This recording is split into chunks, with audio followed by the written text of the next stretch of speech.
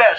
আপনারা জানেন আমরা এই তৃতীয় বিশ্বের দেশে জলবায়ু পরিবেশের কারণে যদিও আমরা কোনো কার্বন ডাই অক্সাইড নিঃসরণের মাধ্যমে এই দেশকে আমরা কিন্তু ক্ষতিগ্রস্ত করছি না, অথচ বড় বড় দেশ আমাদেরকে ক্ষতিগ্রস্ত করার আওতায় ফেলে আমরা জলবায়ুতে আমরা আমাদের এই পরিবেশকে নষ্ট করে ফেলি।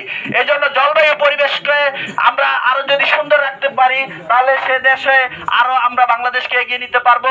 সেজন্য তারেক রহমান বলেছেন যে বিএনপির প্রতিষ্ঠাতা শহীদ রাষ্ট্রপতি জিয়াউর রহমান খাল খনন কর্মসূচির মাধ্যমে একটি যুগান্তকারী উদ্যোগ নিয়েছিলেন। আপনারা যারা মুরব্বী আছেন তারা জানেন এই এলাকার আশপাশেও কয়েকটা খাল ছিল। আমিও বেশি দিন আমার বয়স নয়, কিন্তু আমিও দেখেছি আশপাশে অনেকগুলো খাল আছে, কিন্তু এখন কি সেই খালে এখন আপনি পানি পান? পানি দেখেন না। কারণ কি? কারণ হলো এই খালগুলোকে মেরে ফেলা হয়েছে।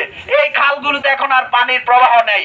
আর পানির প্রবাহ না থাকার কারণে ওই ছোটবেলায় দেখতাম মুন্সিবাড়ির ওই পাশে একটা ছোট্ট করে বেল থাকতো, অনেকগুলো বেল থাকতো, যেটা কি বলে বেলসাই তো বলে নাকি। আমরা যে ওখানে যেতাম, দাঁড়িয়ে থাকতাম, দেখে পুঁটি মাছ ছোট ছোট মাছ নিয়ে আসতাম। এখন আপনার পানিও নাই, খালও নাই, এবং এই ধরনের মাছ ধরার উপসংগ্রহ নাই, মাছও নাই। তাইলে আমরা এগুলা কখন আসবে? যদি আমরা খাল খনন কর্মসূচি আবার উদ্যোগ গ্রহণ করতে পারি, ইনশাআল্লাহ আমরা ভালো কিছু করতে পারবো। এজন্য তারেক রহমান বলেছেন 20,000 কিলোমিটার রাস্তা আমরা আগামীতে সরকার গঠন করলে আমরা এই ধরনের 20,000 কিলোমিটার খাল ও নদী পুনঃখনন ব্যবস্থা গ্রহণ করা হবে।